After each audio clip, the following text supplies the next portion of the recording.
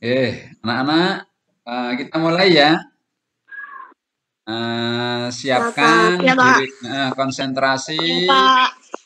Konsentrasi, jangan tengok-tengok, jangan kemana-mana, karena nanti kalau nggak konsentrasi akan ketinggalan. Mari kita awali dulu dengan berdoa, membaca Al-Fatihah dulu, kemudian membaca doa untuk belajar.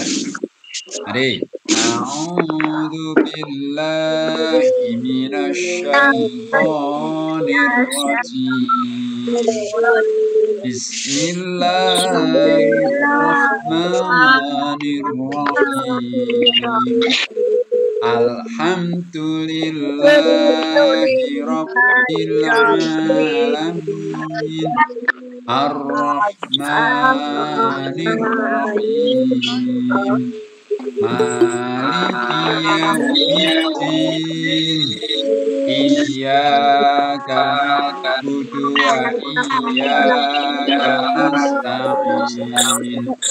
Ihdinas shiratal mustaqim. Shiratal ladzina an'amta 'alaihim ghairil maghdubi 'alaihim waladdallin. Raditu billahi rabban wa bil islami dinan wa bi Muhammadin nabiyyan wa rasula. Rabbi zidni ilma warzuqni fahma. Amin. Ya anak-anak, kita mulai. Bismillahirrahmanirrahim. Ini Ustaz Syarif akan melanjutkan pelajaran yang kemarin. Jadi kemarin sudah Ustaz Syarif sampaikan tentang zakat fitrah. Tentang zakat fitrah. Nah, ini tak buka dulu.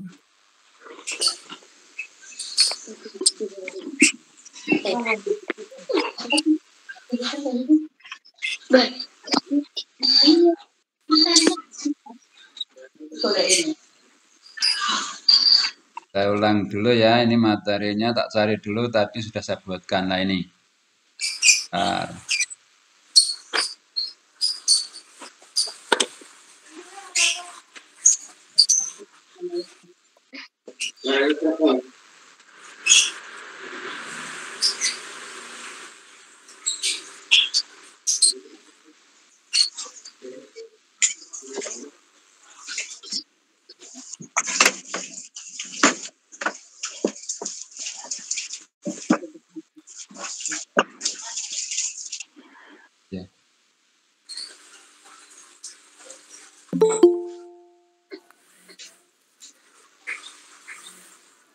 Sudah kelihatan belum? Belum, Pak. Kelihatan. Ya.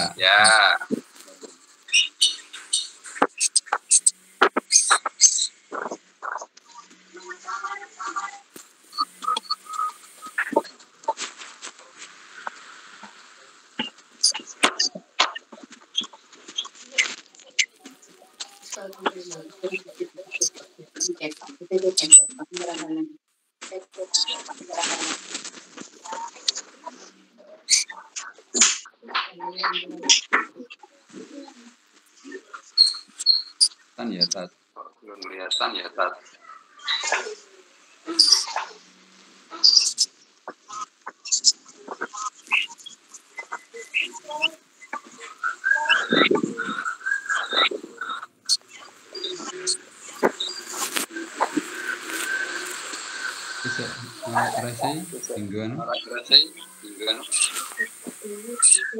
Ikan itu kan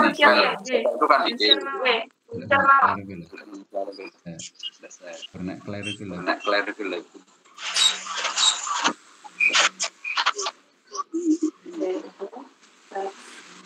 Ayyul.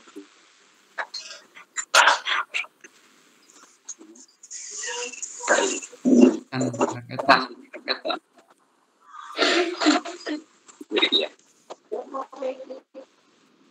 Cancel saja. Naku iki. Cancel saja. Naku iki.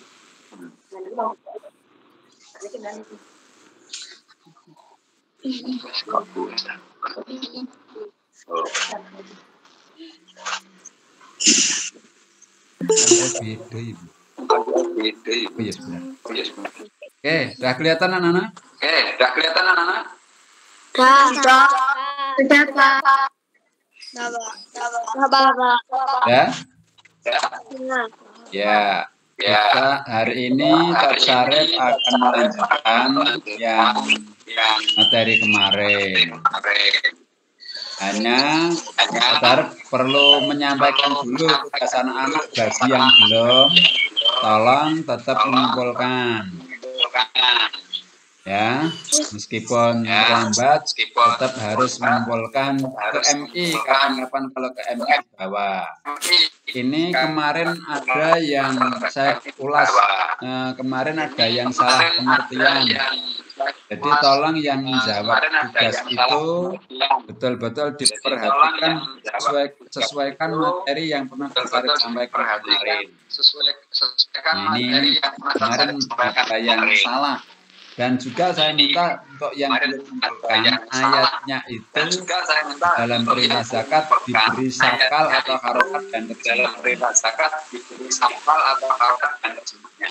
Oke, baik anak-anak, kita mulai. Saya hari ini akan melanjutkan tentang orang yang berhak menerima zakat. Orang yang berhak menerima zakat. Ada yang memberikan zakat, ada yang menerima zakat. Yang berhak menerima zakat menurut Al-Quran surat At-Taubah ayat 9, surat ke-9 ayat ke-60. Ini anak-anak sudah bisa melihat ini ayatnya?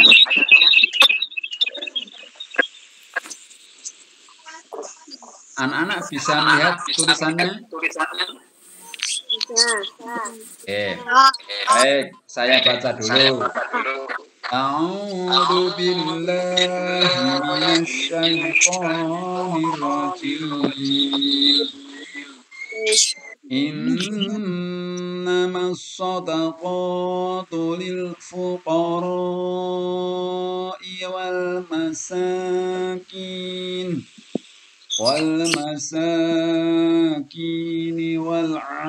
والعاملين عليها والمؤلفة قلوبهم وفي الرقاب والغارمين وفي سبيل الله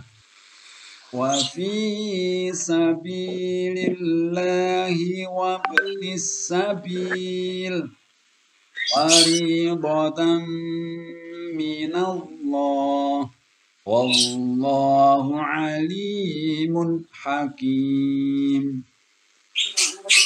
Sesungguhnya zakat itu hanyalah untuk orang-orang fakir, orang miskin, amil zakat yang dilunakkan hatinya atau disebut juga mu'allaf, untuk hamba sahaya atau orang yang menjadi zaman dahulu seperti Bilal itu hamba sahaya, seorang budak yang dibeli oleh seseorang, untuk membebaskan orang yang banyak hutangnya, atau gharim, juga untuk orang yang berjuang di jalan Allah, juga untuk orang yang menempuh perjalanan di jalan Allah. Kemudian Allah Maha mengetahui dan Maha bijaksana. Nah, di sini dapat nanti saya uraikan yang berhak mendapat zakat itu ada 8 golongan. Akan tetapi untuk zakat fitrah itu diutamakan untuk orang fakir dan miskin. Untuk orang fakir dan miskin. Untuk orang fakir dan miskin. Nah, di sini ada kata-kata fakir. Anak-anak mungkin bertanya, fakir itu bagaimana toh, Pak? Nah, orang fakir itu orang yang bagaimana? Orang yang fakir itu orang yang tidak memiliki harta, tidak mempunyai pekerjaan, kehidupannya sehari-hari itu selalu kurang, bahkan bisa dikatakan sangat kurang. Itu fakir, tidak punya pekerjaan, tidak punya harta, kehidupan sehari-harinya sangat kurang. Itu fakir. Kemudian yang kedua, untuk orang miskin. Siapa tahu orang miskin itu? Orang miskin itu orang yang memiliki harta, tidak memiliki pekerjaan, kemudian tidak bisa mencukupi untuk kebutuhannya sehari-hari. Jadi tidak bisa memenuhi kebutuhannya sehari-hari. Itu namanya orang miskin. Nah. Kemudian yang ketiga untuk amil. Siapa tuh amil itu? Orang yang mengurusi zakat. Jadi mengambil, menerima, mengumpulkan, menghitung, dan membagi kepada orang yang berhak menerima zakat. Itu namanya amil. Bukan hanya menerima terus berbagi, tetapi dia juga berkewajiban mengambil, menghitung, membagi kepada yang berhak menerima. Itu namanya amil. Kemudian yang keempat, mu'alaf. Nah, siapa mu'alaf itu? Mu'alaf itu orang yang baru masuk Islam, sehingga mungkin imannya agak belum kuat. Nah, supaya kuat, kita dekati, kita bantu supaya imannya kuat. Kemudian dia semakin kuat imannya, Islamnya semakin kuat. Jadi orang yang baru masuk Islam itu namanya mu'alaf. Nah, kemudian yang berikutnya adalah rikob atau hamba sahaya, yaitu seorang budak yang ia itu berada di kekuasaan seseorang. Dia dibeli dari seseorang kemudian menjadi harta, menjadi kekuasaan orang lain. Namanya hamba sahaya atau budak. Dia juga berhak menerima zakat. Kemudian yang keenam, ghorim, yaitu orang yang banyak hutangnya. Tapi mohon maaf anak-anak, perlu dipahami ya, hutang di sini bukan untuk seneng-seneng, bukan untuk berpoya-poya, bukan untuk hidup mewah, tetapi hutangnya di sini adalah sangat pokok untuk kebutuhannya sehari-hari dalam hidupnya. Itu namanya ghorim. Dia tidak bisa membayar hutangnya banyak, tetapi memang dia hidupnya serba kekurangan. Yang ketujuh, yaitu sabilillah. Orang yang berjihad, orang yang berjuang, orang yang menegakkan agama Allah. Memperjuangkan agamanya Allah. Yang kedelapan adalah ibnu sabil, yaitu orang yang orang yang sedang dalam perjalanan, dalam bepergian untuk menegakkan agama Allah. Dia mempunyai kekurangan, mempunyai kehabisan bekal di dalam jalannya. Namanya Ibnu Sabil. Nah, itu anak-anak istilahnya orang-orang yang berhak menerima zakat fitrah. Menerima zakat, bukan zakat fitrah, tapi orang-orang yang berhak menerima zakat. Tetapi yang zakat fitrah ini kalau bisa dikhususkan bagi fakir miskin. Itu lebih utama untuk fakir miskin. Nah, anak-anak sekalian, kemudian yang berikutnya kita lanjutkan hikmah. Hikmah itu manfaat. Manfaat untuk pengeluaran zakat ini untuk apa? Yang pertama, ini didengarkan dulu kok malah ada yang siapa ini yang teriak-teriak ini didengarkan dulu. Ali. Nah, Ali. Nah, didengarkan dulu ya. Nah, Ya. saya lanjutkan ya.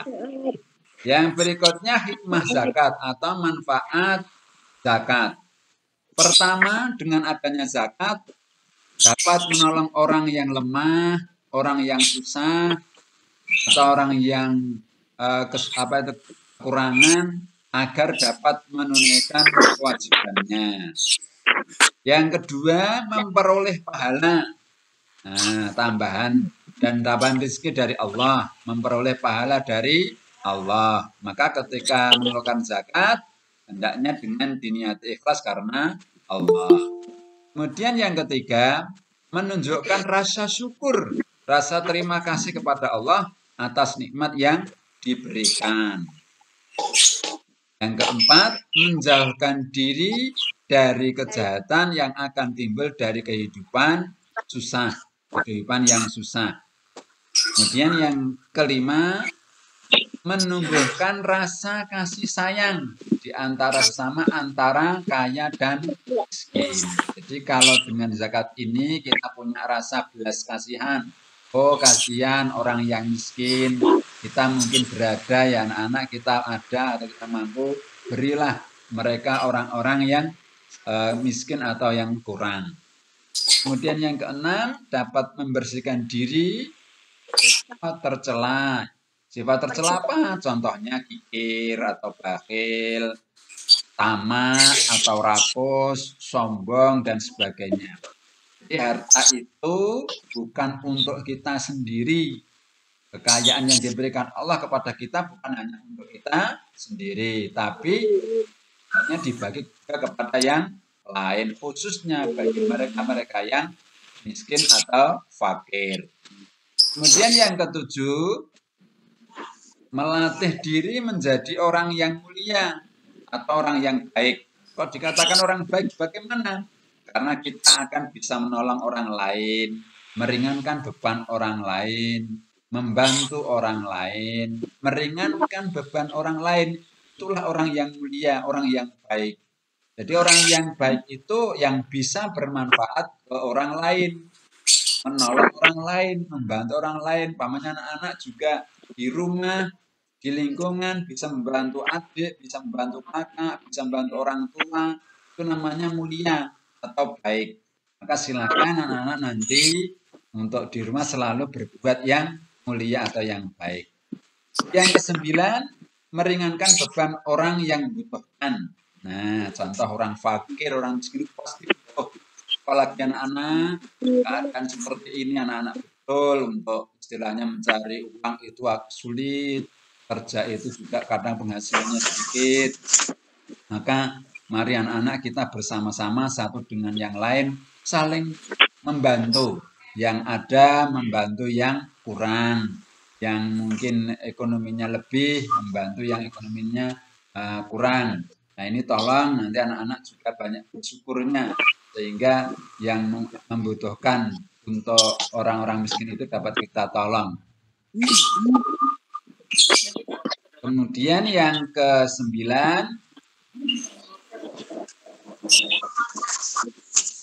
bentar ini ada yang masuk nih, bentar ya.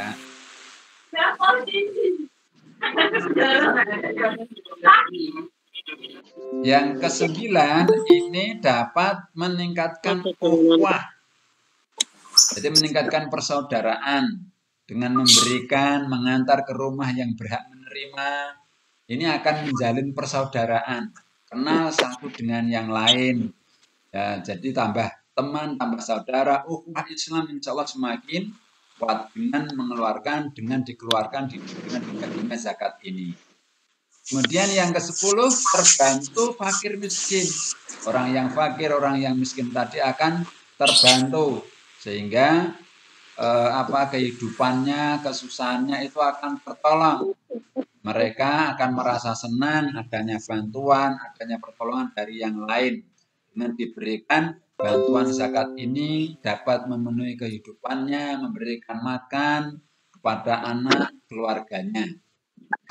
Yang terakhir, sebagai rasa ungkapan syukur, terima kasih kepada Allah bahwa kita telah diberikan nikmat oleh Allah, sehingga kita tidak lupa kepada Allah untuk berterima kasih kepada Allah dengan cara memberikan sebagian yang diberikan Allah kepada orang-orang yang miskin. Nah, ini anak-anak untuk apa istilahnya hikmah zakat dan juga orang yang berhak menerima zakat. Jadi kalau kita hitung orang yang berhak menerima zakat itu ada 8 golongan. Kalau zakat fitrah diutamakan untuk fakir dan miskin. Ini terutama yang fakir ini. Fakir ini serba kekurangan. Pekerjaan tidak punya, kebutuhan sehari-hari juga tidak bisa tercukupi. Sangat kurang untuk fakir. Kemudian hikmah zakat banyak sekali. Menolong satu dengan yang lain, yaitu khususnya bagi yang lemah, yang serba kekurangan. Kemudian dapatkan pahala sebagai rasa syukur, menjauhkan dari sifat-sifat tercela, kikir, bakhil, sombong, dan lainnya. Ini sekilas anak-anak yang saya sampaikan. Kemudian nanti akan saya beri tugas di rumah. Sebelum saya akhiri, mungkin anak-anak ada pertanyaan, ada hal-hal yang mungkin istilahnya kurang jelas.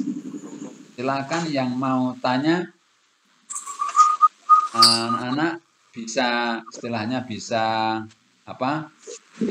memahami yang saya sampaikan. Sekilas Pak Sar memang tidak detail karena mungkin waktunya. Halo anak-anak. Halo. Bisa melihat tadi? Halo. Halo. Yang belum yang apa? Yang berhak menerima zakat tadi ada 8. 1 siapa? Fakir. 2 miskin. 3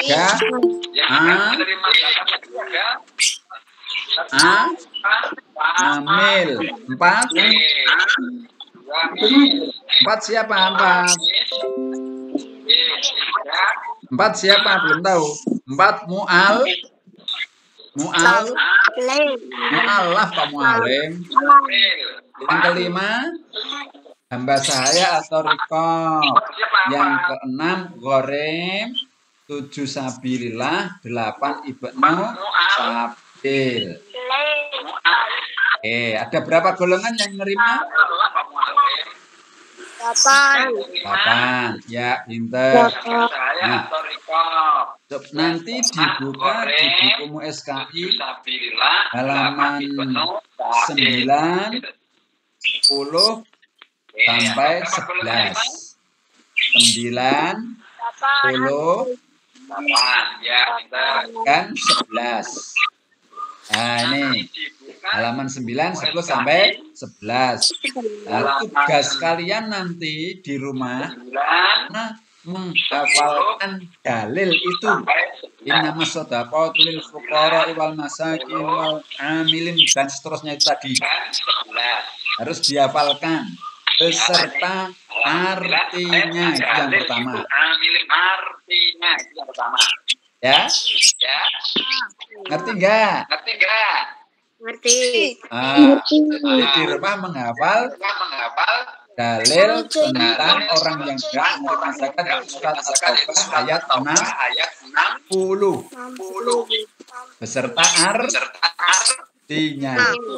Ngerti nggih?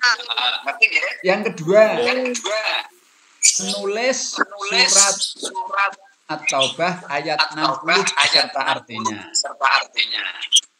Nanti ditulis, sok dikumpulke ke MI. Kalau kamu nggak ke MI ya orang tuanya. Kemudian dalam waktu dekat bisa segera masuk.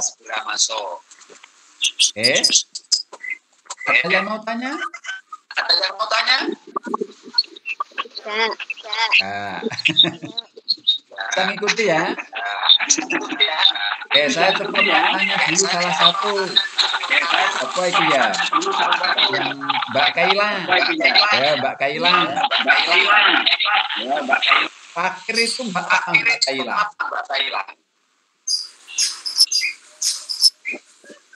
Mbak Kaila, fakir itu apa tuh? Malah ditutup. Siapa yang mau jawab? Fakir siapa bisa? Saya, Pak. Siapa namanya?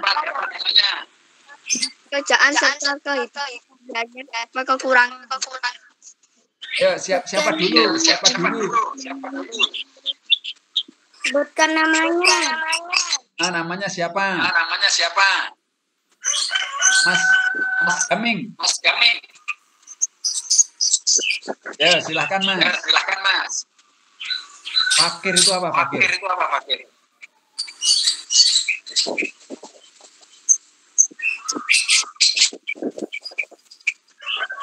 Belum bisa. Siapa yang lain? Aku. Siapa? Aku itu namanya siapa? Ya, silakan ya. Akhir orang punya harta berkecukupan kehidupan sehari-hari. Ya, jadi fakir adalah orang yang tidak memiliki harta dan pekerjaan serta serba kekurangannya dalam kehidupan sehari-harinya. Itu namanya fakir, nggak punya kerjaan, nggak punya harta, hidupnya serba kurang. Itu namanya fakir. Saya ngerti fakir? Gak punya kerjaan, gak punya harta, hidupnya kekurangan. Iya? Gak punya apa tadi? Gak punya harta, gak punya apa lagi? Gak punya pekerjaan, hidupnya bagaimana? Kehidupan sehari-hari. Kehidupannya sehari-hari berkurang. Itulah fakir. Anak-anak termasuk fakir atau tidak?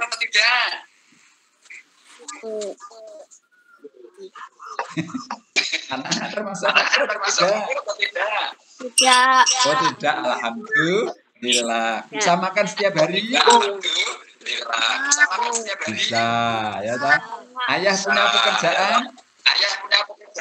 Alhamdulillah. Nek kurang itu pasti semua setiap orang memiliki sifat atau kurang terus. Itu sudah tahu fakir ya.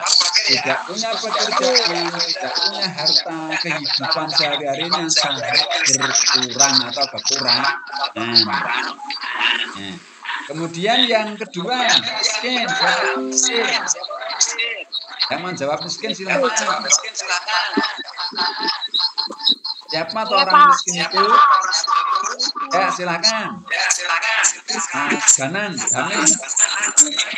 Adalah orang yang memiliki harta atau pekerjaan, tetapi tidak mencukupi untuk kebutuhan sehari-harinya.